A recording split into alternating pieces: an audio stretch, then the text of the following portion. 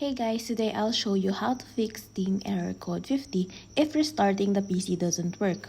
First, you gotta open your Steam and then go to your settings and then click downloads and click clear download cache. And then after that, restart your Steam.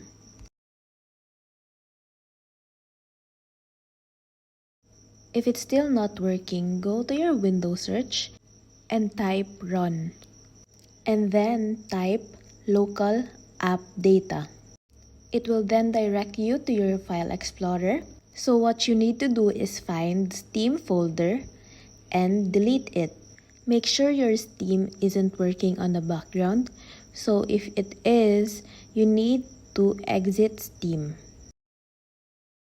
And then try deleting the folder again.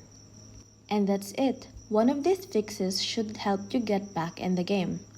Thank you for watching.